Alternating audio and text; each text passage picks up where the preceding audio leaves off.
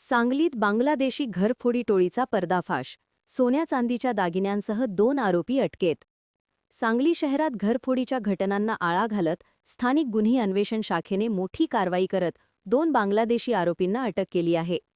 Police निरीक्षक संजीव झाडे यांच्या मार्गदर्शनाखाली पोलीस उपनिरीक्षक महादेव पोवार व त्यांच्या पथकाने ही कारवाई केली. गोपनीय माहितीच्या आधारे 17 मार्च 2026 रोजी झुलेलाल मंदिर ते वुडलँड हॉटेल रोड परिसरात सापळा रचण्यात आला. संशयित हालचाली आढळल्याने पोलिसांनी बजाज डिस्कवर मोटारसायकलजवळ उभ्या असलेल्या 2 इसमांना ताब्यात घेतले.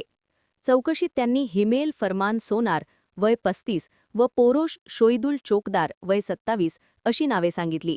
दोघेही बांगलादेशातील रहिवासी असून भारतात राहण्यासाठी कोणताही कायदेशीर परवाना नसल्याचे समोर आले. पंचांसमक्ष झडती घेतली असता आरोपींकडून सोन्या चांदीचे दागिने, रोख रक्कम, मोबाईल आणि बांगलादेशी ओळखपत्र जप्त करण्यात आले. तसेच त्यांच्या ताब्यातील सॅकमध्ये मोठ्या प्रमाणात चांदीचे दागिने मिळून आले.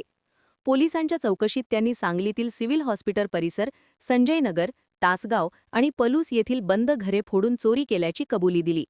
तपासात या आरोपींवर यापूर्वीही घरफोडीचे गुन्हे दाखल असल्याचे निष्पन्न झाले.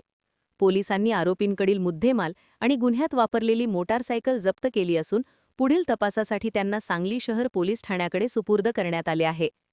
महान कार्य न्यूजसाठी आदी माने, मिरज.